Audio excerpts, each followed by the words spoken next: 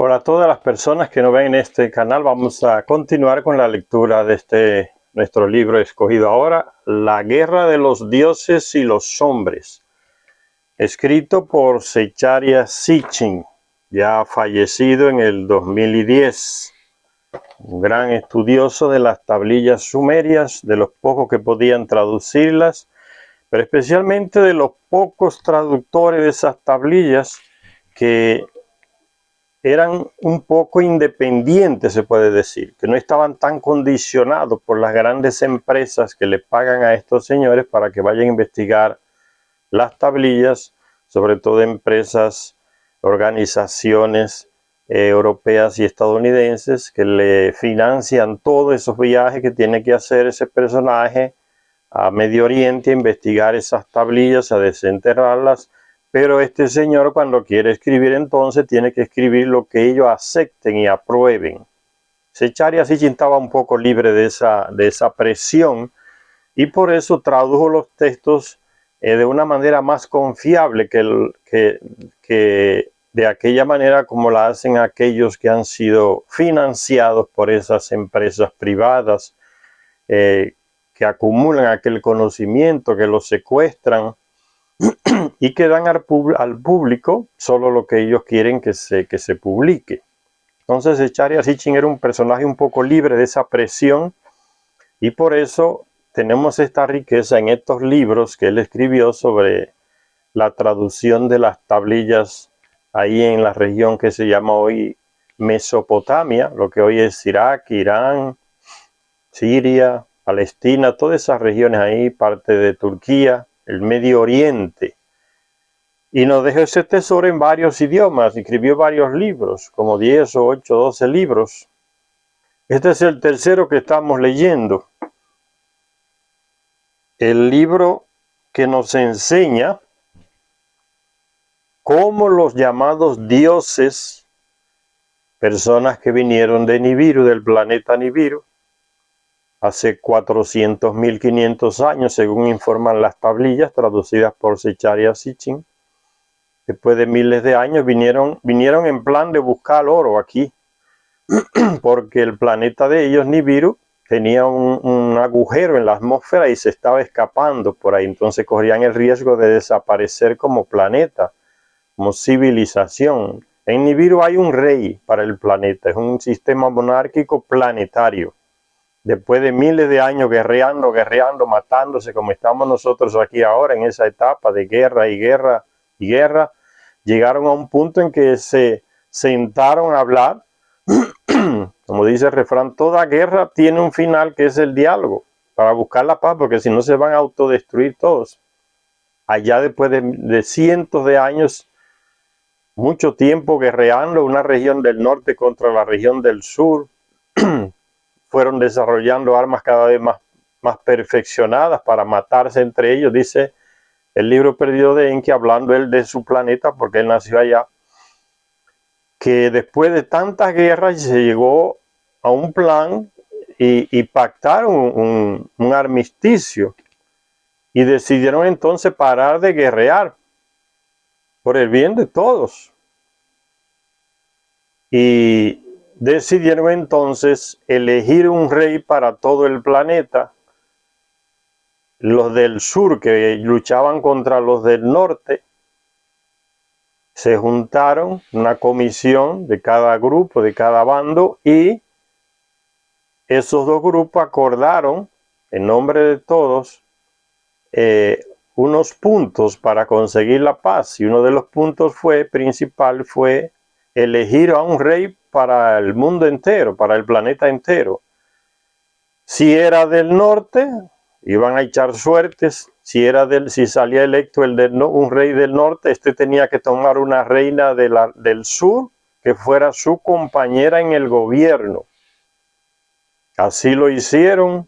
Salió electo uno del norte y tomó como esposa a una mujer del sur. Los del sur mismo eligieron a cuál mujer entregarle al rey como esposa para que fuera la representante de los del sur en el reinado mundial. Entonces instauraron lo que aquí llamamos el sistema monárquico. Fueron ellos que cuando vinieron lo implantaron aquí. ese sistema monárquico, viene de allá. Por eso algunas tablillas antiguas dicen cuando el reino bajó del cielo. Eso es lo que significa. El cielo es el planeta Nibiru. Cuando el reino bajó del cielo, o sea, trajeron ellos ese sistema monárquico que todavía existe en algunos países. Aunque ya los sistemas democráticos republicanos lo han ido sustituyendo, porque la humanidad va avanzando, eso es lo normal. Pero todavía hay reyes que hacen poca cosa, pero están.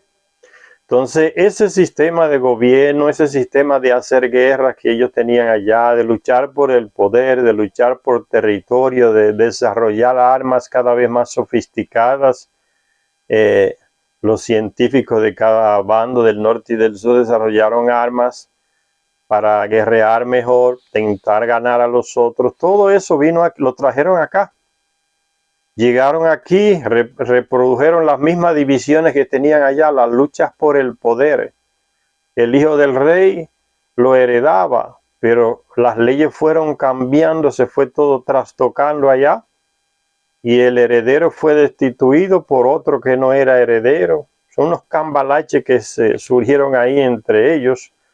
Y lo que se había acordado se fue destruyendo poco a poco. Al final quedó un rey que ya tenía a la mujer simplemente como una compañera y podía tener otras concubinas.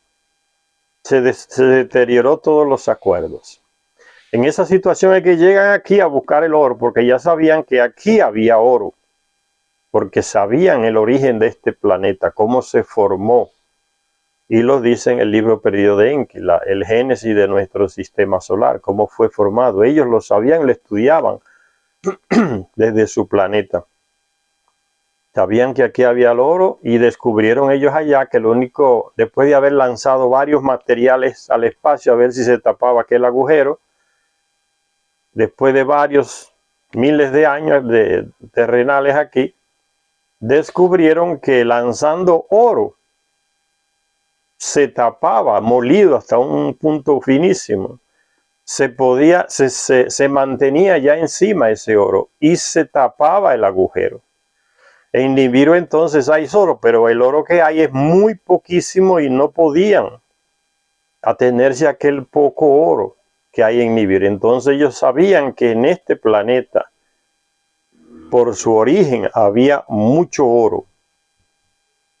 Y entonces comenzaron a fabricar naves espaciales para venir aquí a buscar ese oro. La historia en resumen es esa: llegan aquí a buscar oro. Al principio llegaron aquí, no, la humanidad que había aquí, que habían existido aquí antes de que ellos llegaran, 400.000, 500 años atrás, o sea, ni 1.000.000 de años hace que ellos llegaron acá. Ya que en nuestro planeta habían existido otras humanidades antes de los dinosaurios, en la época de los dinosaurios, que se fueron o desaparecieron, pero dejaron rastros aquí. Entonces, los Anunnaki llegan en esa etapa ya en que el planeta está pasando por el final de una glaciación.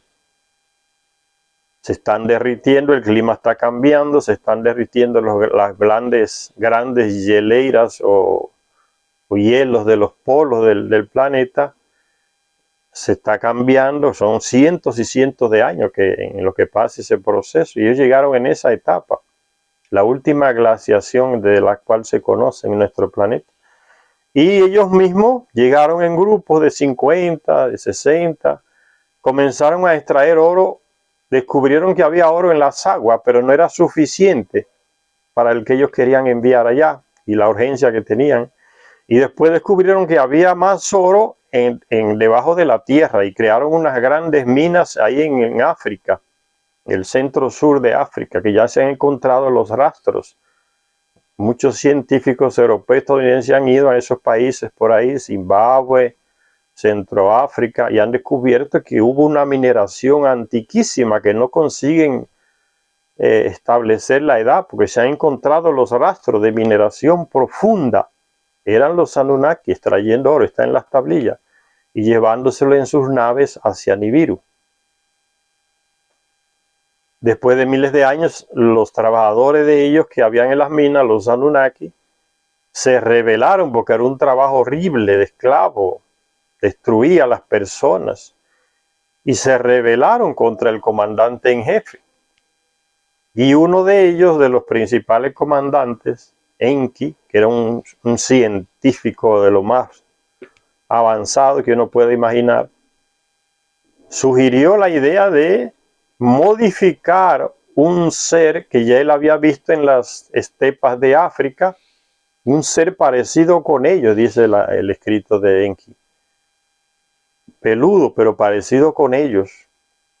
Y que él dijo, nosotros podemos modificar ese ser y colocarle nuestro ADN, porque somos compatibles con los terrestres. El planeta Nibiru le transmitió el ADN al planeta Tierra cuando se formaba el planeta Tierra. Y entonces le transmitieron su ADN a ese ser que encontraron, que es propio de nuestro planeta, solo que todavía no ha evolucionado. Existe, pero llevarán millones para que ese ser sea como nosotros ahora. Y le implantaron su ADN y consiguieron un ser más avanzado que podía entender las órdenes y agarrar el pico y la pala para meterse en las minas de África y extraer el oro y así sustituirlos a ellos y que se acabara esa rebelión de los Anunnaki. Y los trabajadores Anunnaki de las minas aceptaron. Fue un proceso de miles de años. Pero el ser se consiguió, el ser trabajador primitivo. Ese ser después fue, con el tiempo, dice el mismo Enki, que lo ayudó a crear genéticamente junto con su hijo y su media hermana en un laboratorio ahí en África. Ahí nació ese ser genéticamente modificado. Dice que ese ser trabajador primitivo le llamaron, el hombre le pusieron. Con el tiempo fue degenerando hacia su antepasado salvaje, aquel ser terrestre peludo que andaba en las estepas de África como un hombre, pero salvaje. No era un mono ni nada de eso, era un hombre. Y se han descubierto ya esos seres en varios lugares del planeta. Y los tienen presos, examinándolo y cosas, esas grandes potencias, Rusia, Estados Unidos, Europa, lo tienen enjaulado y analizando. Toda esa información la esconden. Y entonces Enki percibió que después de miles de años, de cientos de años, ese ser estaba degenerando hacia su ser, siendo salvaje como aquel que encontraron en la estepa, llenándose de pelos otra vez, perdiendo la capacidad, la inteligencia.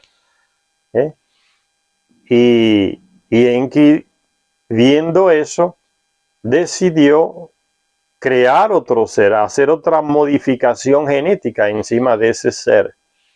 ¿Cómo lo hizo? Él tuvo relaciones sexuales con dos de esas mujeres del trabajador primitivo, que ya habían sido genéticamente modificados con la genética de ellos, de los Anunnaki. Tuvo un hijo y una hija con dos mujeres distintas, y ese ser que nació era muy parecido a los Anunnaki, no era como aquel trabajador primitivo. Y esa pareja, un niño y una niña, Enki los llevó a su propia casa y los crió ahí. Se lo entregó a su esposa y le engañó y le dijo que esos dos seres son terrestres y que él los encontró en el desierto, que era una nueva raza, y le metió el cuento a los Anunnaki y se lo creyeron, y la mujer los crió como si fueran sus hijos. Les enseñaron a hablar el idioma de los Anunnaki. El niño se le puso por nombre Adapa, que la Biblia lo confunde con el Adán. Y a la niña se le puso el nombre de Titi, que en la Biblia la confunden con Eva. Y ese niño y esa niña, que eran medio hermanos, se juntaron, diríamos aquí, porque no se puede hablar de casarse, se juntaron, tuvieron descendencia, pero ellos dos fueron mantenidos como el modelo de un hombre nuevo que sería entonces el Homo sapiens, el hombre civilizado, porque sabía leer, sabía escribir, hablaba el idioma de los Anunnaki, escribía música, poesía, y cuando adulto ese Adapa, que en cierto momento con la Biblia, el texto bíblico lo confunde con el Adán, ese hombre tuvo varios hijos con su media hermana, con Titi, y esa fue la descendencia de nosotros, esa descendencia de nosotros, no, disculpen, la ascendencia de nosotros. Ese fue el origen del hombre civilizado, lo que la ciencia llama el Homo sapiens.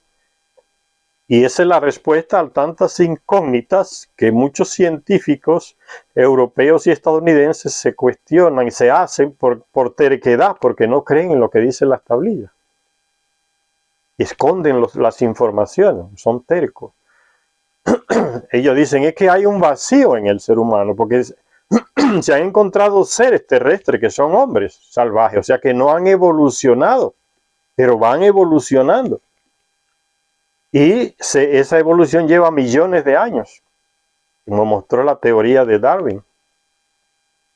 No son descendientes de monos ni de nada, son seres que nacieron aquí en la Tierra, pero que son salvajes y se llevaría millones para que sean civilizados.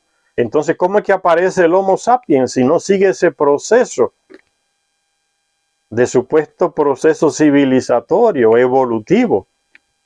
Dicen que nació de repente y no saben cómo. Ahí en Medio Oriente, que nació en África, dicen. Pues las tablillas lo explican claramente. Fue la manipulación genética que hizo Enki, su hijo y su media hermana, ahí en África en su laboratorio, y aquel ser trabajador primitivo ya fue un ser más directo, Anunnaki. Es Enki teniendo hijos con esas dos mujeres de ese primer terrestre creado genéticamente, y ahí nace entonces Adá Paititi, el Homo sapiens. Entonces no hay no hay nada extraño. No es que surgió de la nada de repente, sin evolución, como dicen, no. Es que Enki rompió la evolución que llevaría millones, todavía estaría ese ser salvaje.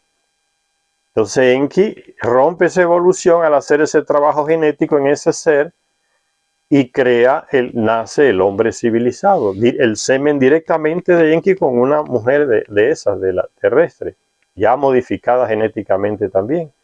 Y se consigue, pero eso fue un proceso de muchos errores, nacieron muchas criaturas distintas, y en el mismo libro de Enki lo dice, ese es el proceso normal hasta el día de hoy. Cuando se va a clonar una oveja o un animal, hay errores y errores y errores hasta que se consigue lo que se quiere. Y esos seres que nacen los esconden en los laboratorios, los matan o los eliminan, a veces se escapan y andan por ahí como seres extraños que son del planeta y la gente no sabe qué son. Y cuando los ve dice que yo vi un demonio, o sea, porque la religión ya le metió en la cabeza que eso que no es normal es un demonio. Pero son seres manipulados genéticamente, que dieron error, pero que no fueron eliminados. Y Enki dice que también, en el libro perdido de Enki, vemos el mismo proceso. En esa búsqueda de ese ser más perfecto, se cometieron muchos errores. O sea, la mezcla genética no dio lo que se esperaba y salía un ser extraño, diferente. Mezclaron genética de animal con genética humana. Salió un hombre con cabeza de serpiente, una mujer con cabeza de serpiente, con cola de serpiente, un hombre con cola de pez, una sirena, un tritón, o un ser humano y con la mitad como un cocodrilo, como un ave. Esos seres extraños que habla en las religiones griegas, que los europeos le llaman de mitología, son experiencias genéticas de ellos, que Enki no las mataba esas criaturas, sino que las dejaba libre. Y existen muchas de ellas hasta el día de hoy. Se explica todo perfectamente, señores, a través de las tablillas que nos dejaron esa generación de esa civilización que le llaman Sumeria, y en lo que hoy es Mesopotamia, Medio Oriente. Entonces, pero el tema entonces hoy, eso es para colocar el contexto de estas personas que llegan de aquel planeta, a qué llegaron, por qué llegaron y lo que hicieron. Y que después se fueron. Lo dicen los mismos textos en las tablillas. El rey de Nibiru les dijo, denle la civilización al ser humano, a ese terrestre que nació ahora, Adá Paititi, y le enseñaron a construir ciudades, a desarrollar la minería, todo lo que necesita una civilización. Le enseñaron idiomas distintos. Eso se lo mandó el rey de Nibiru, Anu, que era el jefe de ellos. Le dijo, denle la civilización al terrestre y váyanse, porque el planeta es de ellos, no es de nosotros. Y las órdenes del rey de Nibiru son órdenes para cumplirlas, no era para dejarlas ahí. Ellos también entonces, entre esa cuestión civilizatoria, le enseñaron a ese terrestre civilizado a hacer guerras. O sea, lo mismo que pasó en Nibiru, hacer las guerras, a perfeccionar armamento. Le mostraron tecnología que los terrestres no conocían. Los terrestres aprendieron a hacer esas tecnologías. Todo esto que hoy existe, señores, una nave que va al espacio, una nave artificial que va a otro planeta, todo eso viene de esos conocimientos que los Anunnaki les enseñaron al Homo sapiens, que es nuestra humanidad. Porque como ya les dije, existieron otras humanidades antes de que llegaran los Anunnaki aquí en el planeta y desaparecieron. Porque todas esas fechas que colocan y que el neolítico, el no sé qué, la edad de la piedra, todas esas estupideces las inventaron los europeos. Eso no cuadra con nada. Ahora, en estos libros de Zecharia Sitchin, ustedes van a ver que todo está centrado en el Medio Oriente, porque ya fueron que se encontraron las tablillas. Y se habla de toda esa cuestión civilizatoria de los Anunnakis ahí en Medio Oriente, Mesopotamia, la gran civilización sumeria. Nunca se menciona nada de este continente aquí de América, que también pasó por un proceso civilizatorio. Los Anunnaki también estuvieron aquí, pero de los que estuvieron aquí ninguno escribió un libro como lo escribió Enki, en esas tablillas, que quizá ese material está escondido, porque ya se ha descubierto que toda esta región de América Latina, Amazonas, todo el continente, está lleno de proyectos de ciudades que existían. Se están descubriendo ya con los radares aéreos que mandan los rayos al terreno y descubren lo que hay por debajo de la tierra, estructura de ciudades antiguas. En el sur, América del Sur, se han descubierto muchas ciudades antiguas, cubiertas por la selva. Y esas grandes ciudades que ya están descubiertas, como en Guatemala, en Honduras, en México, esa inmensidad de construcciones en piedra, sistemas de todo tipo, que los españoles llegaron aquí y se quedaron con la boca abierta porque pensaban que aquí no había nada. De este mundo, de estas civilizaciones, no tenemos poca cosa, pero hay mucho material, se ha ido descubriendo mucho material. De aquí surgieron muchas razas que poblaron otros continentes, Europa y Asia. Entonces esa historia se ha ido descubriendo poco a poco. Hay personas que ya han escrito varios libros sobre eso, pero no lo encuentra uno en las librerías, todo está bloqueado. Ahora con el internet es más fácil conseguir material y ver las personas que se han dedicado a eso. Y en este libro entonces Zecharia Sitchin se centra en esas guerras ahí en Medio Oriente, en esa cultura de Medio Oriente, lo que hoy se le llama Mesopotamia, la tierra entre el río Tigris y Éufrates, ahí en Irak, parte de Siria, parte de Irán, parte de Arabia Saudita, todo ese territorio, hasta Palestina, el Líbano, Armenia, Turquía, todo eso, Medio Oriente.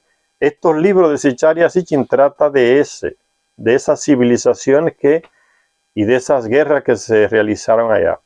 Ahora, Zecharia Sitchin también descubrió que aquí en América los Anunnaki también estuvieron, como ya les dije, y escribió un libro, Los Reinos Perdidos, que un día lo vamos a leer para que vean todo lo que Zecharia Sitchin descubre y que se menciona en las tablillas de allá, de Sumeria, porque eran los mismos personajes que mandaban escribir en las tablillas a los escribas.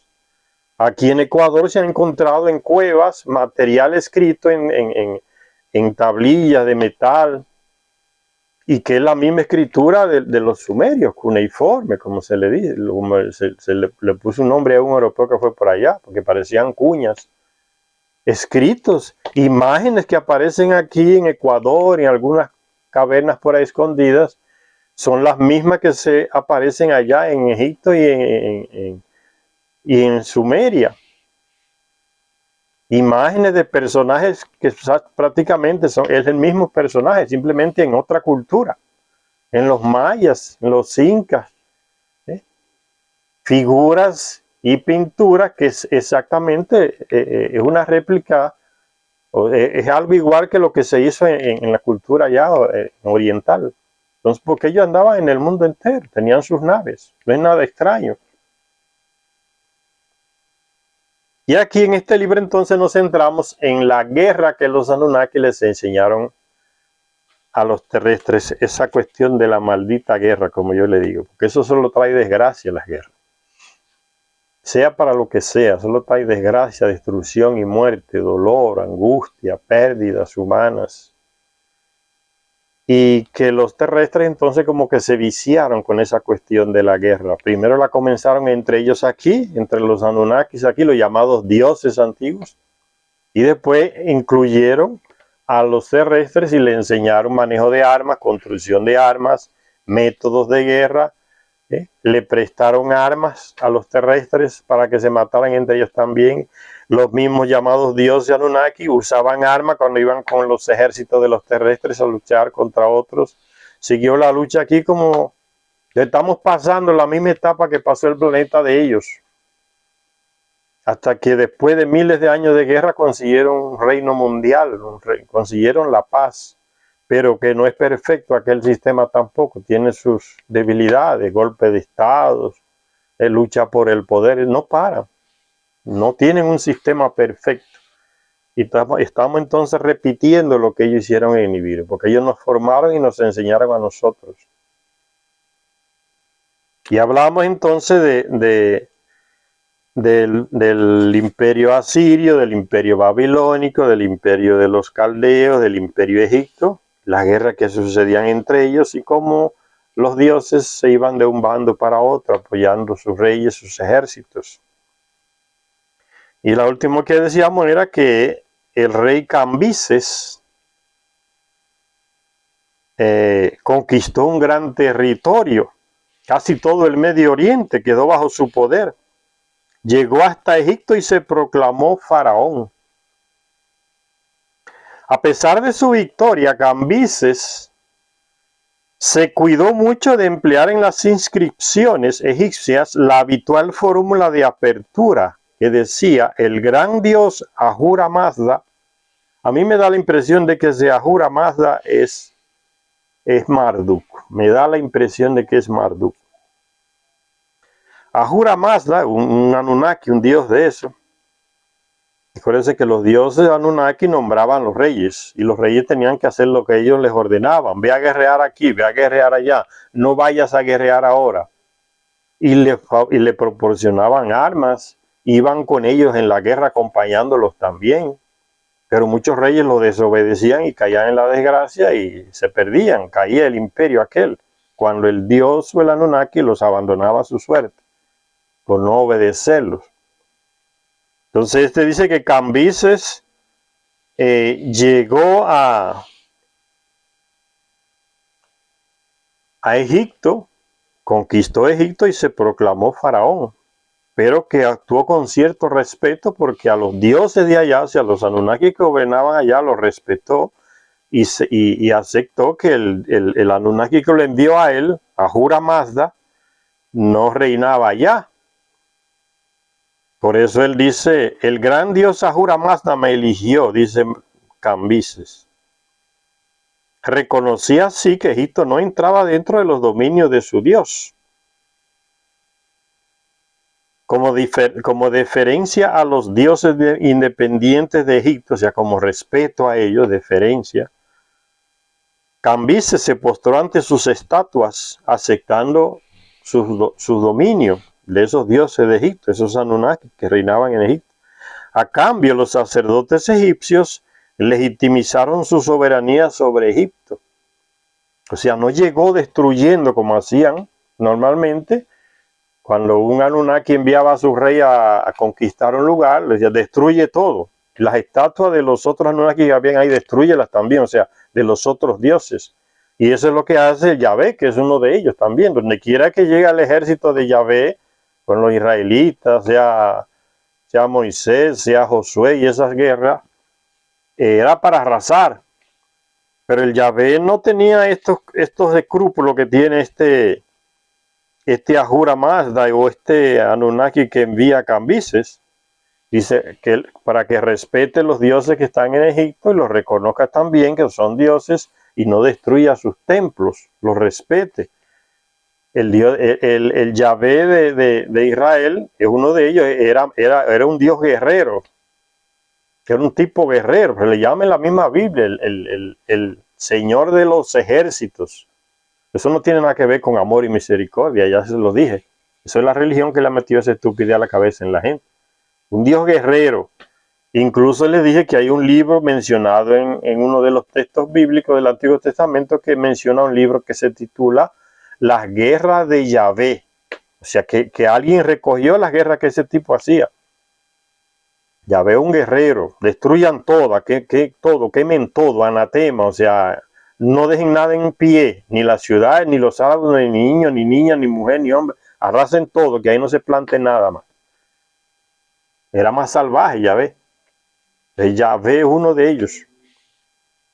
Y entonces Cambises llega a Egipto respetando, como diríamos hoy, respetando la cultura de Egipto, sin destruir, sin ese afán de destruir todo, quemar todo, sino que respeta que ahí hay dioses que también tienen poder.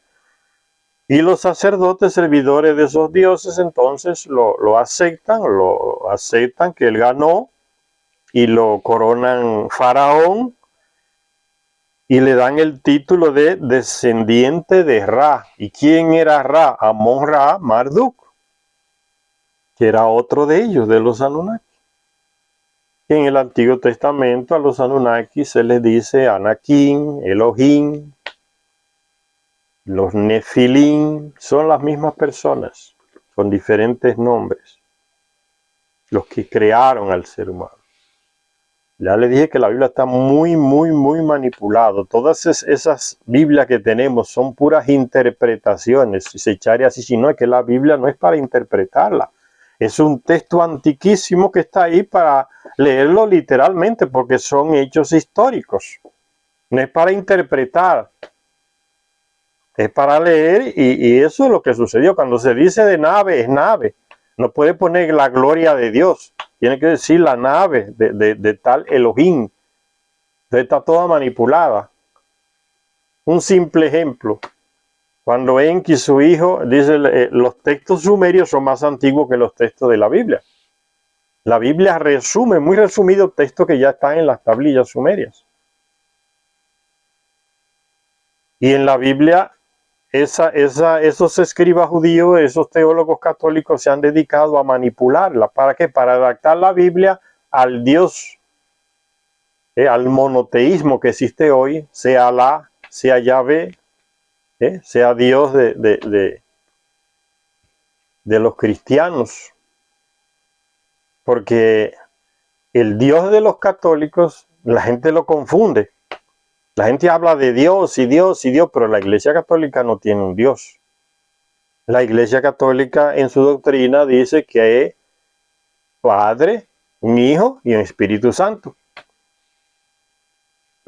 Y a los musulmanes le dicen Alá.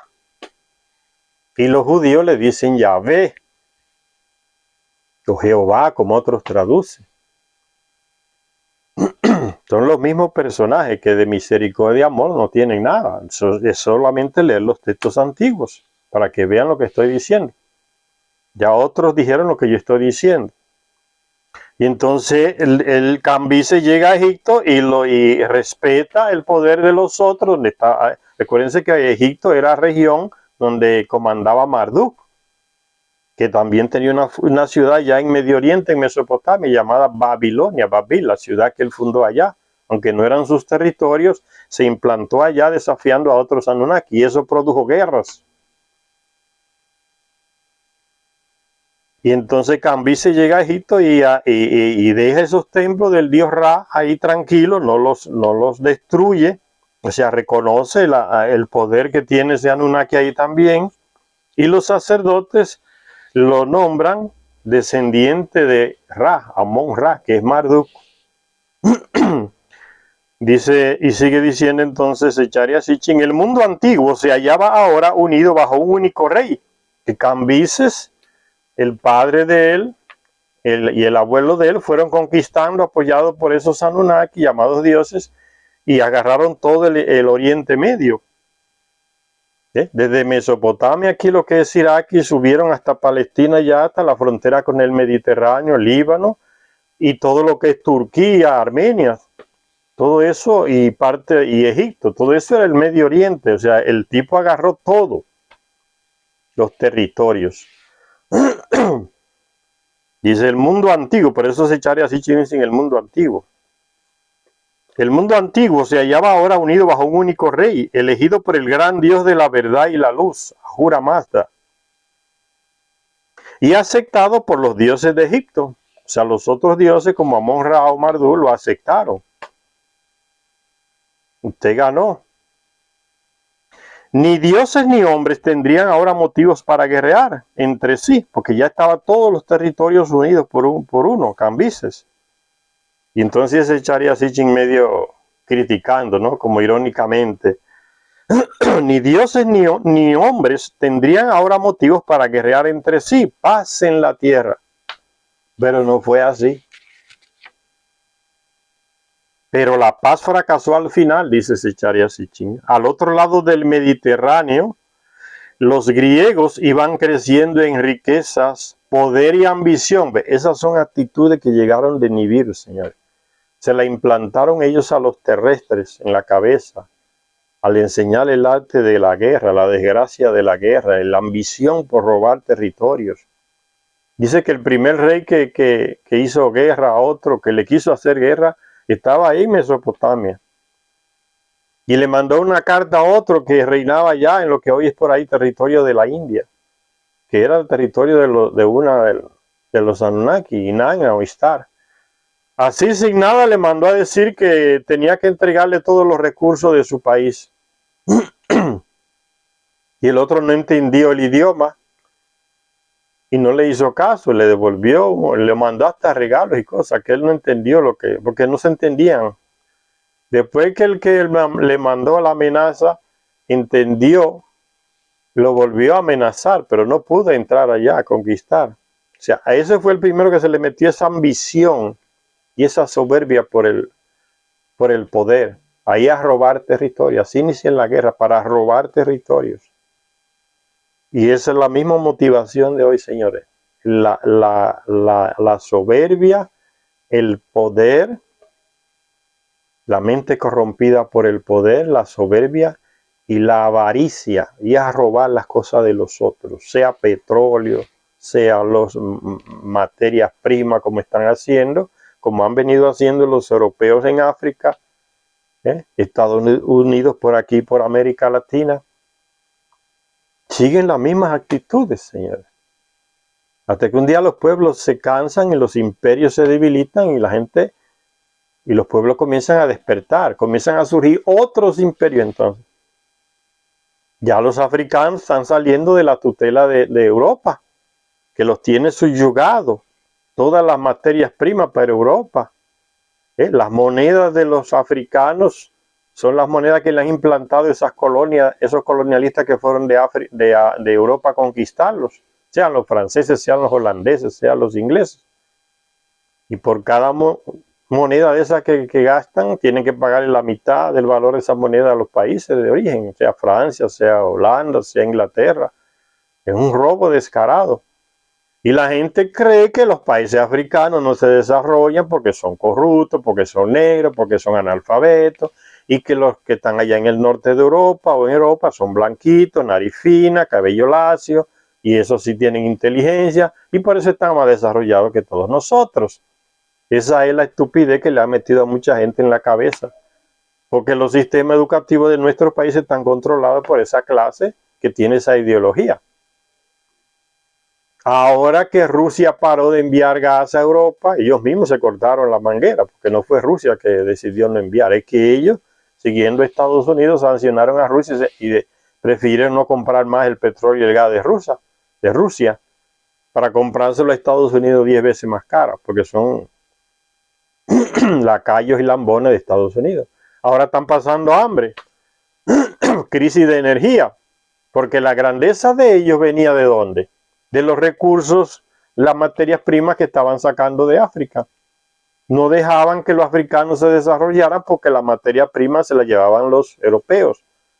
O sea, preferimos comprarle el oro a tal país que tiene una mina grande y que nos venda el oro en lugar de ayudarle con la tecnología o vendérsela para que ellos mismos industrialicen su oro y sean fuertes. Y esa es la política que han venido desarrollando y Estados Unidos por acá. Por eso los golpes que se han dado aquí en América Latina, señores, para robarse los recursos, las materias primas. No dejan que se industrialicen, sino quieren seguirse llevando la materia prima. Si ellos son poderosos allá, y aquí seguimos en la misma situación. Solo nos quedan los agujeros en la tierra. Ahora los africanos comenzaron, ayudados por Rusia y por China, están ya dándole la vuelta a la situación, a la torta. Y los europeos están desesperados. Están expulsando a los soldados europeos, los franceses, los holandeses. Están siendo expulsados de África porque los africanos han descubierto, muchos gobiernos de África, que esos soldados no estaban para proteger a los africanos, estaban para proteger los intereses de esas industrias europeas que se llevaban la materia prima impunemente. Le están cortando el agua a los europeos. Es el desespero. Igual están haciendo con Estados Unidos. A Pedro Castillo en Perú lo tumbaron con el apoyo de ¿quién? De la embajada estadounidense. La primera que fue allá a decirle te felicito a la calle de Boluarte que está ahí, que ya tiene más de 60 muertos en las espaldas de su propio compatriota. La primera que fue a felicitar y decirle te apoyamos en todo lo que hagas fue la embajadora estadounidense. Está ahí en la prensa, solo hay que buscarlo. Porque Estados Unidos tiene grandes empresas llevándose recursos minerales para su país. Y los peruanos se mueren de pobre con los agujeros hechos ahí en el terreno. No lo dejan desarrollarse. Y dicen que son amigos. Y dicen que son democráticos. Y los europeos y los estadounidenses vienen aquí a darnos aulas de democracia. Cuando hay unas elecciones por aquí, ellos mandan sus representantes, observadores, dicen. Observadores que solo tienen ojos para las elecciones que hacemos por acá, pero allá ellos no tienen ojos. Y ahora se ha descubierto que son un monte de corruptos. Las llamadas democracias de Europa son corruptas hasta el tuétano. Entonces, se está quitando el engaño y los pueblos están abriendo los ojos. Se están dando cuenta del fraude histórico en el que se han estado viviendo. Y aunque tengan todos los medios de comunicación comprados, los estadounidenses y los europeos, ya hay alternativas. Los mismos medios de comunicación que ellos crearon, la gente va lanzando conocimiento, sabiduría, información. Y entonces la información ahora es mucho más variada. La gente está despertando, están viendo, están analizando. Y por eso la situación cambia. Leyendo avanzamos, informándonos. Eso es positivo. En medio de toda esta barbaridad que se está, hay muchas cosas positivas. Muchas. En todos los países. Aunque ustedes agarren un diario de cualquier país, es solo sangre y sangre y sangre. No crea que ese país es eso, como dice esa imprensa. Porque esa imprensa no quieren informar, quieren vender información. Y venden lo que más la gente compra. Mucha violencia, mucho abuso, mucho no sé qué. Ahora, las cosas positivas de esos países no la venden porque no les produce dinero. Y la gente que está afuera se hace la imagen de que ese país está así, como ellos dicen, no es así. Cuando usted va y visita, toma contacto con el pueblo, se da cuenta que no es como están diciendo los medios de comunicación, la imagen que están transmitiendo para afuera.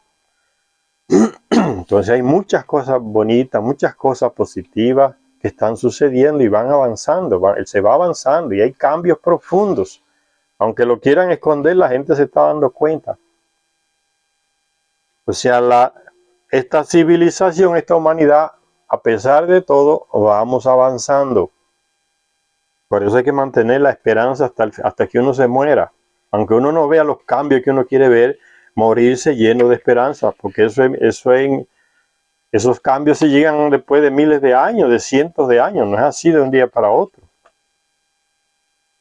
Y entonces dice que Cambises llegó a Egipto, ya tenía todo el Medio Oriente agarrado, y dice Secharia así irónicamente, gloria a Dios, ahora entonces llegó la paz. Pero la paz fracasó al final, aunque uno gobernaba todo y controlaba todo, la paz fracasó al final, de lo mismo que sucedía en Nibiru. Al otro lado del Mediterráneo, los griegos, ahora vienen los griegos, los sumerios, los acadios, los asirios, los mesopotámicos, los babilónicos, todos esos imperios fueron cayendo uno detrás de otro, los egipcios, ahora llegan los griegos, después llegan los romanos, los mongoles, todos van cayendo, y suben y caen, suben y caen. Ese es el camino. Desde que ellos nos enseñaron las guerras. Al otro lado del Mediterráneo, dice Secharia Sitchin, los griegos iban creciendo en riquezas, poder y ambición. Crecen con las mismas fallas. Entonces repiten lo mismo, como está haciendo Estados Unidos. Crecen con las mismas fallas esos imperios, la ambición, el poder, la ambición. Guerra y guerra, mejor para nosotros porque vendemos armas, pero un día se acaban las guerras porque llegan otros que son fuertes también y paran la guerra, y a esto se le cae el negocio de la venta de armas y las situaciones van cambiando.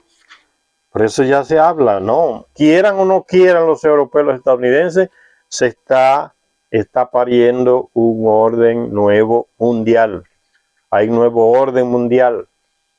Se está viendo, solo que se lo tratan de esconder a las personas, pero se está pariendo, y todo parto trae dolor, dificultades. Entonces surgen los griegos con las mismas actitudes de los imperios anteriores: la ambición, el poder y la avaricia para robarse las cosas de los otros. Y cada vez se daban más conflictos, tanto locales como internacionales, en Asia Menor, el mar Egeo, el mar ahí de toda esa Grecia, y el Mediterráneo oriental, todo eso ahí parte de Palestina, Mediterráneo, Líbano, Siria, todo ese mar por ahí, Chipre. Y el Mediterráneo oriental. En el 490 a.C., el rey Darío I intentó invadir Grecia. Guerra de nuevo. Y fue derrotado en la batalla de Maratón. 9 años después, Jerjes I, descendiente de Darío, fue derrotado también en Salamina, una región de Grecia, porque volvió otra vez a querer invadir a Grecia, someterla. Siglo y medio más tarde, Alejandro Magno de Macedonia cruzaba desde Europa para lanzar, Europa y Macedonia, Grecia, cruzaba Europa, iba entonces al Medio Oriente. Lo que hoy es Irak, y Siria, Palestina, toda esa región, Turquía, hasta llegar a la India. Ese fue el trayecto de Alejandro Magno, desde Europa y desde la Macedonia, Grecia. Siglo y medio más tarde, Alejandro de Macedonia cruzaba desde Europa para lanzar una campaña de conquista que vería correr la sangre de hombres de todas las tierras de la antigüedad hasta la India, porque hasta ahí llegó, hasta el río Indo. Los hindúes lo derrotaron con sus grandes elefantes. De entre varias batallas, él ganaba algunas y ellos ganaban otras, y no pudo pasar de ahí. Se dice que fue por causa de los generales de él que se rebelaron y dijeron: ya basta, tenemos un imperio, tanta tierra y quiere más. Y dijeron: no vamos a continuar. Y por encima de Alejandro entonces, ¿qué era Alejandro sin ejército, sin un jefe del ejército? Nada. Entonces tuvo que retirarse de nuevo. Llegó hasta la frontera de la India y después de Pakistán, hasta el Valle del Indo. Hasta ahí llegó Alejandro. Y murió jovencito, con 30 y tantos años de edad. Hasta la India llegó. ¿Acaso llevaba a cabo un mandato digno de crédito de los dioses? ¿Acaso Alejandro también seguía como los otros reyes asirios, babilonios? Que tenían los mandatos de los llamados dioses, los Anunnaki. para que fueran a guerrear, de los Anakim o Elohim, igual como hacía Yahvé, que le ordenaba a su ejército en Israel que fueran a conquistar tal y tal lugar, y ataquen ahora, destruyan la ciudad, Mardú a los de él, Ahura Mazda a los de él, y Alejandro también, ¿acaso era también cumpliendo mandatos de algún dios? Fíjense lo interesante que dice Zecharia Sitchin, que él lo saca de varios libros antiguos. Esto que le va a decir aquí, dice: ¿acaso llevaba a cabo un mandato digno de crédito de los dioses? Él está hablando de Alejandro Magno, que arrancó y llegó hasta la India, arrasó todos esos territorios. ¿Acaso llevaba a cabo un mandato digno de crédito? O sea, los dioses mandaban: ve a hacer guerra, que yo te acompaño, que yo te ayudo, yo te mando, yo te lo ordeno, conquista tal territorio. ¿Acaso llevaba a cabo un mandato digno de crédito de los dioses? Se pregunta Zecharia Sitchin, creyendo una leyenda según la cual su padre había sido un dios egipcio y no el rey Felipe de Macedonia o Filipo, porque en el palacio del rey Filipo, ahí en Macedonia, al norte de Grecia, andaba ese cuchicheo, como se dice, ¿no? Ese de boca en boca, se andaba el rumor, el chisme, como se dice, de que Alejandro no era hijo de Felipe, del rey Felipe, sino que su padre era un sacerdote egipto que llegó ahí al rey a Macedonia y se acostó con la mujer de Felipo porque asumió el rostro del rey y entró en el cuarto de la reina, y la reina pensaba que estaba con el rey, porque los Anunnaki tienen una tecnología que nosotros no la podemos imaginar. Para nosotros es imposible, para ellos no, porque tienen una tecnología millones y millones de años más avanzada que la nuestra. Por eso las cosas no hay que mandarlas para la mitología o para las leyendas, simplemente porque no las podemos entender o concebir. Es que ellos llevan millones de años enfrente de nosotros a nivel tecnológico. ¿Qué no pueden hacer? Pueden hacer todo lo que para nosotros es imposible. Tomar la forma de otra persona lo pueden hacer, tienen la tecnología. No es película ni nada, ni es mito. Tomaban el cuerpo de otra persona, se transformaban en animales, porque tienen la tecnología. Como nosotros no la tenemos, nos resulta extraño. Eso no puede ser. Es lo mismo que le dice el mensajero del Anunnaki que le mete el hijo a María en el Evangelio, que ella no sabe. ¿Cómo que yo estoy preñada si nunca me he acostado a tener sexo con un hombre? Ni con José, que estoy prometida con él. ¿Y qué le dice el mensajero? María, para ti es imposible, pero para Dios no hay nada imposible. Dios son ellos, los Anunnaki. Por eso ella realmente, y se lo dice: no, tú tienes un hijo en tu vientre y van a ser varón. Le dicen hasta el sexo del niño a María, que no sabía que estaba con la barriga llena. Y le dicen: no, va a ser un niño, es un niño. Y será llamado hijo de Dios. Los dioses son ellos. La iglesia distorsiona todo, señores. Y los textos que contradecían esa doctrina monoteísta que se implantó con la manipulación de los textos hebreos antiguos de la Biblia o del Antiguo Testamento, es que han traído toda esa confusión, porque han cambiado todo para que se adapte al monoteísmo, sea Alá, sea Yahvé. Lo han cambiado todo, y los grandes estudiosos, traductores que saben el hebreo antiguo han venido ahora descubriendo eso. Hay mucha manipulación, donde debería decirse o escribirse nave, porque está en el original hebreo, los biblistas colocan gloria de Dios. ¿Ven? Donde dice Dios, en el original no dice Dios, dice Elohim, que es el plural. Los Elohim crearon al ser humano. a su imagen y semejanza.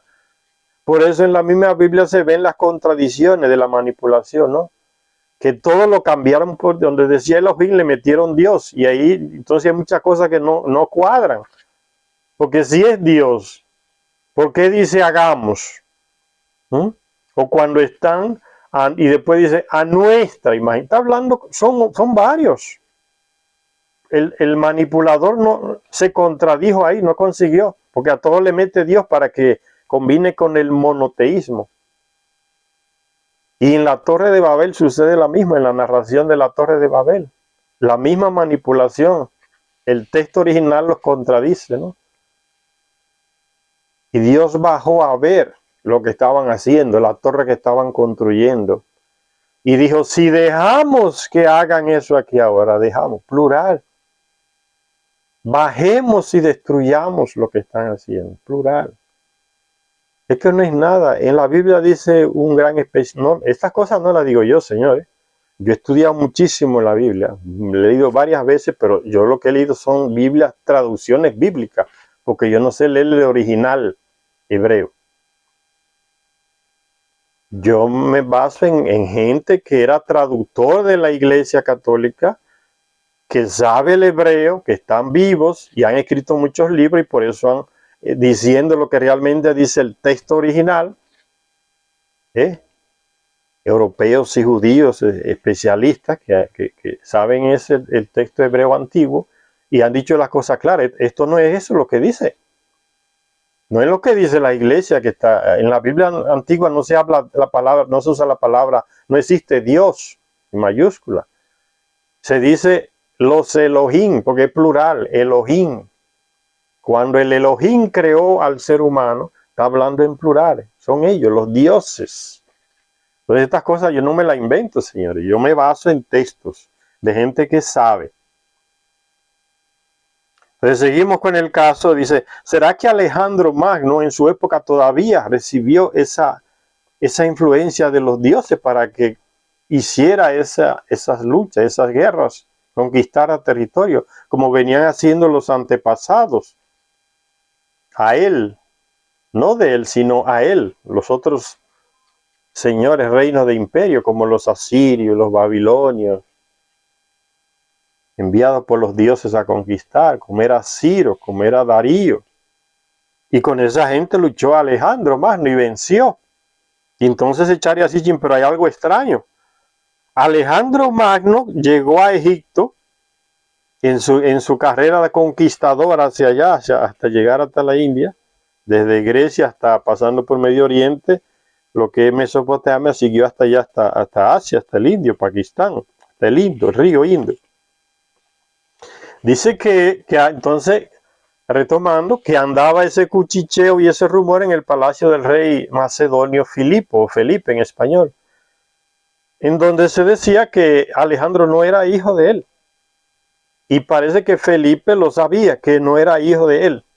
Y la mujer nunca quiso decir nada, porque es una característica, en las tablillas sumerias aparece esa misma característica, y es lo mismo que hace la Virgen María, y es lo mismo que hace la madre de Alejandro, y es lo mismo que hicieron varias mujeres ahí en Mesopotamia que quedaron embarazadas de Anunnaki. Ellos le prohibían decir que era hijo de ellos. Y aunque el esposo le preguntaba, el suegro le preguntaba, dime de quién es, porque ya se sabe que no es de mi hijo, no es de tu esposo, porque mírale el color, se parece a ellos. Eso, estoy citando texto de las tablillas. En el caso de Noé, ese niño no es de nosotros, no es de los terrestres, es de ellos. Mírale el cabello blanquísimo, la piel blanquísima, le brillan los ojos, que nosotros no tenemos eso. Y la mujer se quedó callada. Porque los Anunnaki le prohibían a las mujeres que dijeran que ese hijo era de ellos. Y es la misma actitud que toma María, no dice de quién es. Y José sabe que no es de él. Solo hay que leer los evangelios, yo no me estoy inventando nada. No ven que José quería repudiar a María.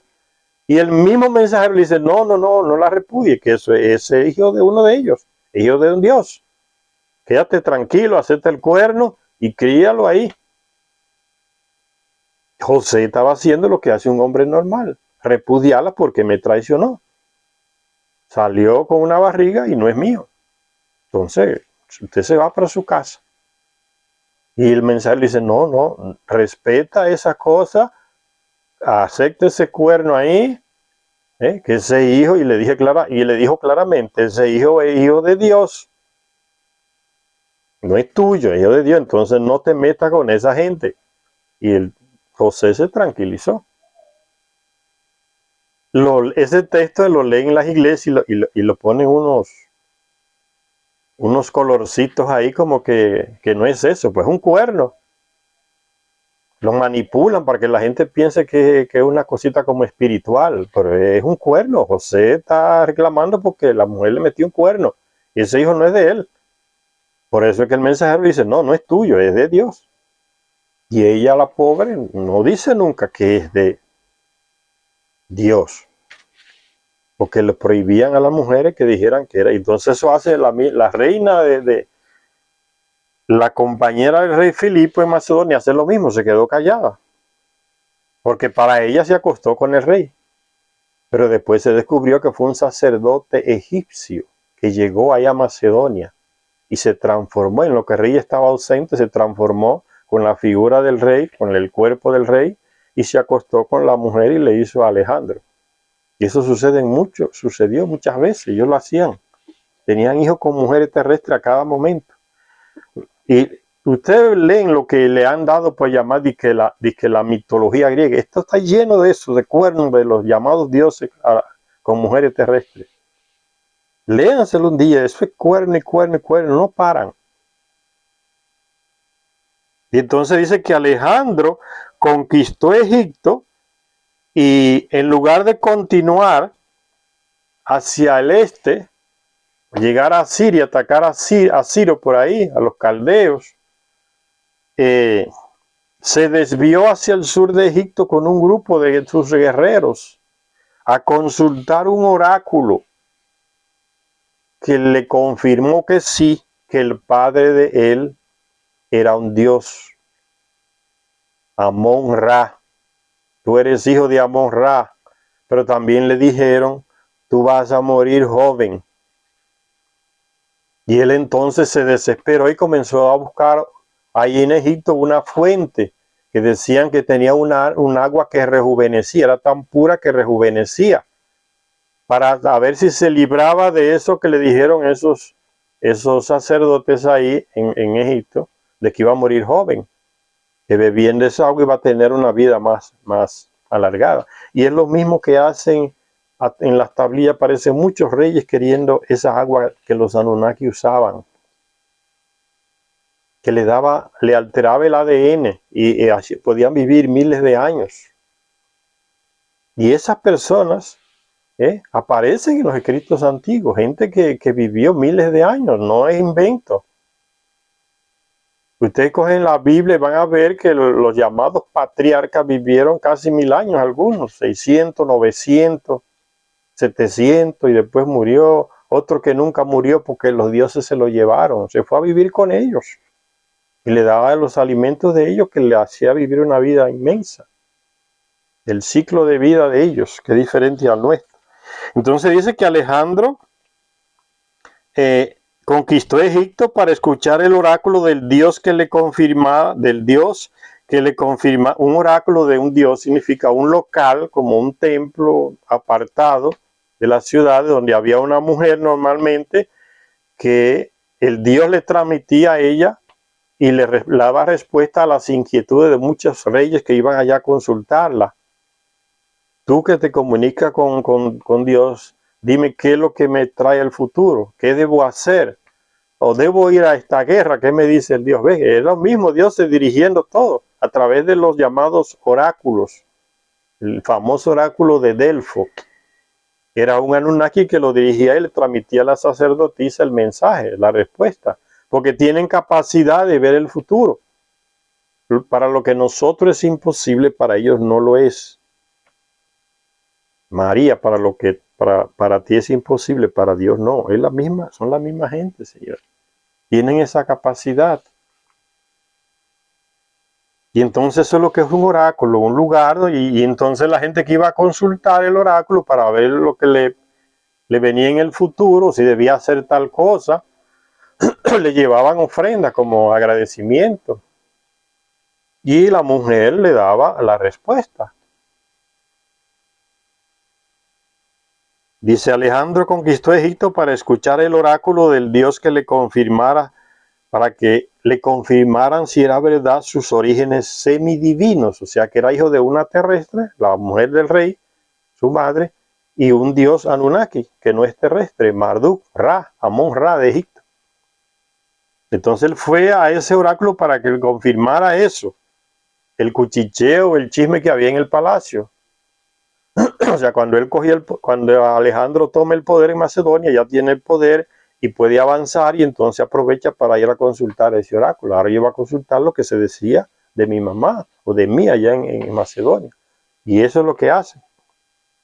Para que el Dios le confirmara a través del oráculo de la sacerdotisa ahí sus orígenes semidivinos. O sea, una parte de él es de los dioses por parte del Padre y la otra es terrestre, es decir, semidivino. Pero el oráculo también le confirmó eso, que sí. Pero también le predijo su temprana muerte, que iba a morir joven. Y los viajes y conquistas de Alejandro vinieron motivados a partir de ese momento por su búsqueda de las aguas de la vida, de las cuales anhelaba beber para eludir su destino, pero no lo consiguió. Cuando él conquista y llega a Babilonia, ya su padre había muerto, Amón-Ra, Marduk, un Anunnaki. ¿Se ven? Ellos nacen, crecen y mueren como nosotros. Después de miles de años murió. Fue enterrado en su templo ahí en Babilonia. Cuando Alejandro llega, los sacerdotes le dicen, sí, ya él está muerto. La tumba de él está aquí, en su gran templo. Le prohibieron entrar. Y después entró y parece que la radiación que guardaba el lugar donde estaba enterrado Marduk lo afectó y murió. A los pocos días murió. A los pocos meses murió. Con 33 años murió Alejandro. Se cumplió lo que le dijeron. Vas a morir joven. Entonces, para nosotros saber el futuro es una cosa imposible, que no. Para ellos no, porque la tecnología la tienen. Millones y millones de siglos antes de nosotros, avanzado, más avanzado. ¿Qué es lo que nos pueden tener? Lo que para nosotros es imposible, para ellos no. Y entonces Alejandro dice que quiso eludir ese destino, buscando esa fuente de agua, la fuente de la juventud, que en un relato sumerio encontrado en las tablillas, que quizá muchos de ustedes han escuchado, se llama la epopeya de Gilgamesh, no es mito. Esa estupidez de los europeos de estar metiéndolo que todo eso es mito, eso es falso, son informaciones reales. Que Gilgamesh también era hijo de una mujer Anunnaki en este caso y de un hombre terrestre. Porque así como los Anunnaki tenían hijos con mujeres terrestres, las mujeres Anunnaki tenían esposos terrestres y tenían hijos con ellos. Gilgamesh era hijo de una Anunnaki, su madre, la diosa Ninsun, que vivía ahí en su residencia, ahí en esa región de Mesopotamia. Y el padre de él era un terrestre. Y entonces Gilgamesh ve que sus amistades están muriendo, normal, y él dice, yo tengo que librarme de eso porque yo soy hijo de una diosa y de un padre terrestre, entonces a mí me corresponde, yo soy más Anunnaki que terrestre, entonces yo tengo que vivir como ellos, porque tengo la genética. Y insistió en que la mamá le ayudara a llegar allá al espacio puerto de los Anunnaki para ver si él iba a Nibiru, y allá se rejuvenecía tomando los alimentos de Nibiru. Al llegar al espacio puerto ahí con la ayuda de un dios amigo de la mamá de él, un Anunnaki, le ayudó a entrar, le ayudó a llegar después de varias peripecias que se narran en la epopeya de Gilgamesh, el camino que él hizo desde Mesopotamia hasta allá, hasta lo que hoy es el Líbano, por esa región, por ahí estaba el espacio puerto, el Sinaí, por ahí. Gilgamesh llega y encuentra a ¿quién? A Noé del diluvio, que ya hacía miles de años que eso había pasado. Encontró allá vivo. Y descubrió que él era descendiente de Noé, era su ascendiente. Estaba ya Noé vivo con su esposa. Y él llega allá y le dice, ¿cómo es que tú estás vivo? ¿Qué es lo que tú haces para vivir tantos años? Y Noé, que en los textos sumerios tiene otro nombre, una Pistín, Siusuda, en los textos sumerios, es el mismo Noé de la Biblia.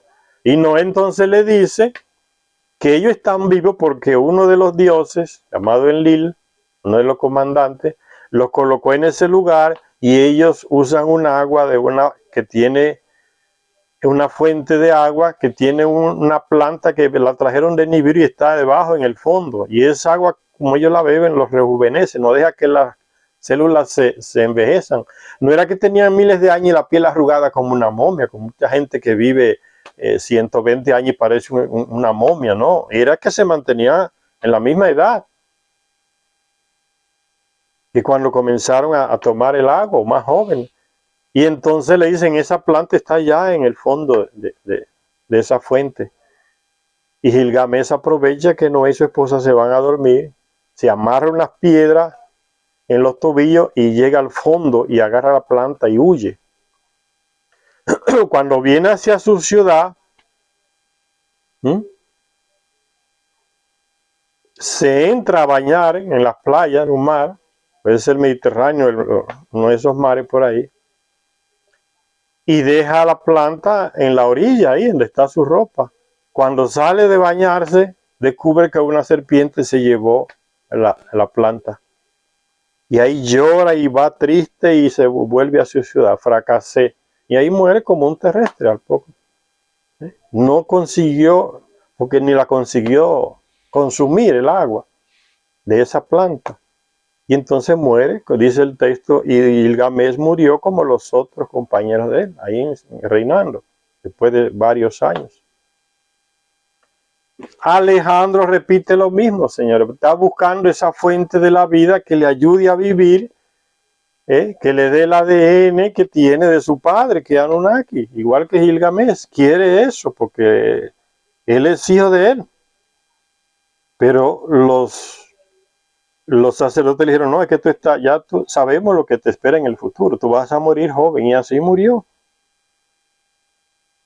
Alejandro dice, a partir de este momento, las conquistas de Alejandro fueron motivadas, su búsqueda de las aguas de la vida, de las cuales anhelaba beber para eludir su destino, no lo consiguió. Estaba destinado ya. A pesar de tanta carnicería, esa guerra que hizo Alejandro, murió joven en la flor de la vida con 30 y tantos años. Y desde entonces las guerras de los hombres han sido solo las guerras de los hombres. Parece que después de Alejandro Magno ya los dioses se alejaron. Se dice que cuando los romanos todavía, una vez aparecieron muchas naves circulares y se oían voces que decían, nos vamos, eran los dioses. Hay un relato, no sé de quién, que escritor antiguo. Se oía en el cielo de Roma, en la ciudad, nos vamos, nos vamos. Y es lo mismo que le dice Anu a los Anunnaki, miles de años atrás. Denle la civilización al terrestre y váyanse a Nibiru de nuevo. Entonces parece que Alejandro fue el último de esos que fueron influenciados por los dioses. Ahora, ¿cuál es el dios? El problema es que los terrestres copiaron hasta lo malo de los Anunnaki. ¿Quién es el dios que mueve la guerra hoy? El dólar. ¿Ustedes no ven? ¿Por qué que Estados Unidos ha hecho más de 400 guerras en el poco tiempo de vida que tiene como país? 85% de su tiempo lo ha dedicado a hacer guerra a otros países que nunca han venido a invadir Estados Unidos, porque la guerra, para conseguir dinero, para tener más poder, dinero. El dólar es el dios ahora que manda a ellos a hacer guerra. Por eso millones y millones y armas para Ucrania. Pero ese dinero no es para el pueblo ucraniano, son los contratistas estadounidenses que están allá. Antes de que llegara el dinero enviado por Biden, ya ellos estaban instalados allá, aceptados por aquel corrupto de Zelensky, el payaso aquel, que le está llegando una partecita de ese dinero. Y las armas están todas en el mercado negro, rondando por Asia, por el Mediterráneo, por el Oriente Medio, en Europa. Eso es una vendedera de esas armas. Un día se van a revelar esas armas y los que las tienen contra los mismos europeos. Ya el presidente de Siria se los dijo hace ya varios años. Esas armas le van a hacer daño a ustedes allá en Europa. Va a ver. Están todas en la mano del mercado negro porque los contratistas estadounidenses agarran todos esos recursos para ellos y ese dinero se va de nuevo a Estados Unidos.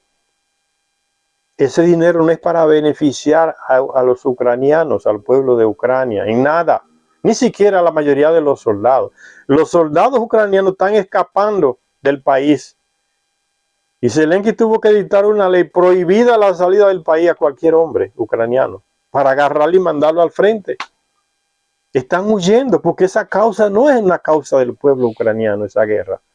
Es de la OTAN, como dijo el secretario de defensa ucraniano hace como 2 semanas. Nosotros estamos haciendo el trabajo de la OTAN. O sea, no es una guerra de Ucrania para liberarse de una opresión. Es un negocio. El Dios ahora que manda la guerra es el complejo militar industrial de Estados Unidos. Queremos más dólares. Allá hay negocio. Armas, manda armas para allá. ¿Quiénes se matan? ¿Quiénes mueren? Los ucranianos. Y como dijo aquel contratista, que se mate hasta el último ucraniano, no nos importan los negocios. Cuando los negocios no estén funcionando, salimos de ahí, que se las arreglen ellos. Lo van a dejar podrido de deudas a los ucranianos. Eso da pena a ese pueblo. No por el pueblo, por los gobernantes corruptos que tiene. Y que manden dinero, y que manden armas, y ellos le dicen, como yo les dije a ustedes, le dicen ayuda. No es nada de eso. Son préstamos. Nunca dicen la palabra préstamo, ni venta. Todo lo tienen refinado para que no hieda. Usan una palabra más fina, ayuda. Ayuda para Ucrania, dice. La venta de armas viejas, obsoletas. Todos esos europeos se han vaciado, esos gobiernos europeos principales de la Unión Europea, se han vaciado de esas armas viejas, antiguas que le vendió Estados Unidos. Y las mandan todas para Ucrania, que Rusia la destruye allá. ¿Quién le va a restablecer el estoque a los europeos de armas? ¿Ven el gran negocio redondo? Los estadounidenses. Y se la van a vender 10 veces más cara, como le están vendiendo el gas, que ya no le están comprando gas a Rusia, a los europeos. Los mismos estadounidenses explotaron el gas, el conducto de gas, los tubos de gas que llevaban gas de Europa a Alemania, en esos países, baratísimo. A $2 o algo así, o euros. Estados Unidos le metió la bomba, ya se está comprobado, le metió una bomba junto con algunos países de la OTAN, miembros de la OTAN. Sabotearon el gasoducto ruso que le mandaba gas a Europa, especialmente a Alemania, Polonia. Lo volaron. ¿Y quiénes fueron los primeros que se alegraron? La subsecretaria de Estados Unidos, la misma que apoyó el golpe en el 2014 en Ucrania, Victoria Nuland. Esa mujer loca por la guerra. Es anormal, esa mujer es una psicopatía. ¿Y quién fue el otro también que se alegró? Blinken, el secretario de Relaciones Exteriores de Biden. Y lo dicen a la clara, nos alegramos muchísimo porque el gasoducto ruso ahora es una chatarra. ¿Usted quiere más prueba de que fueron ellos? Son los más beneficiados. Ahora le están vendiendo el gas a Francia, Holanda, Alemania, 10 veces más caro, a tal punto que Macron tuvo que ir a donde Biden a rogarle, por favor, baje el precio. Nada, Biden no le hace caso. Nosotros no tenemos amigos, tenemos interés. El Macron tuvo que volver allá con el rabo entre las piernas a seguir comprándole gas a Estados Unidos 10 veces más caro que como se lo compraba a Rusia. Esas informaciones no aparecen en las prensas, en los periódicos, porque están todos controlados por la misma clase de gente al servicio de Estados Unidos. Lo tienen todo controlado, señores. La información que aparece en la televisión y todo está Ya está toda manipulada, para que meterle a la gente en la cabeza que es eso así. Que Rusia es el diablo y ellos son los buenos que están liberando a Ucrania. Nada de eso, es puro negocio. El Dios que lo envió ahora es el dólar de los contratistas, de la industria militar armamentista de Estados Unidos, que es el más beneficiado con esa guerra. Vamos a hacer una parada por aquí, señores. Dice, fíjense lo que dice. Voy a terminar con esta frase de este gran hombre, Zecharia Sitchin. Dice él: la guerra de los dioses por el control de la tierra tuvieron sus inicios en su propio planeta. Y así fue que la primera civilización de la humanidad sucumbió en un holocausto nuclear. Ya se sabe que la civilización sumeria, donde se establecieron ellos cuando llegaron, fue arrasada por el humo tóxico de bombas atómicas que se lanzaron ahí en el Sinaí. Y el viento del mar Mediterráneo llevó todo ese humo tóxico hacia el sur, donde estaba Mesopotamia. Los que lanzaron la bomba no se esperaban eso, no calcularon la dirección del viento. Y tuvieron que salir corriendo en sus naves y dejaron sus ciudades y sus templos vacíos. Lo dicen los textos sumerios, las lamentaciones de Sumeria. Cada dios lamentándose que tuvo que dejar su ciudad. Y eso fue un anatema, o sea, ese viento maligno arrasó con todo. Como hace una bomba atómica el día de hoy, arrasa con todo, como hizo en Hiroshima, arrasa todo, edificio, naturaleza, seres humanos, animales, no deja nada en pie. Entonces Zecharia Sitchin, fíjense cómo él termina este pedacito aquí en el prefacio de su libro. A mí es interesantísimo. Y las guerras de los dioses por el control de la Tierra como planeta tuvieron sus inicios en su propio planeta Nibiru, como ya les dije. Y así fue que la primera civilización de la humanidad sucumbió en un holocausto nuclear. Eso está probado. Todavía el Sinaí, mirándolo desde arriba, está todo quemado, en la mancha negra de ese ataque atómico, que dos dioses de esos lanzaron para destruir el plano de otro, Marduk, y no calcularon que el viento iba hacia el este de nuevo, donde estaban las ciudades de ellos, y así arrasaron sin quererlo la civilización sumeria. Desapareció, está todo quemado todavía. Dice Zecharia Sitchin: esto es un hecho, no una ficción. No es mito, no es mitología, como nos han querido meter en la cabeza. Y todo se plasmó por escrito hace mucho tiempo en las Crónicas de la Tierra, los libros que él escribió. Señores, leyendo se avanza en conocimiento, y así uno le pasa los conocimientos a otro, y así poco a poco la humanidad va avanzando, porque va conociendo el pasado para no repetirlo en el futuro. El mismo proceso que nos enseñaron los que vinieron de Nibiru. No repetir el pasado. Entonces, aprendiendo la historia es que usted no la repite. No conoce su historia, la repite. Gracias a todos los que nos ven en este canal. Hasta una próxima lectura.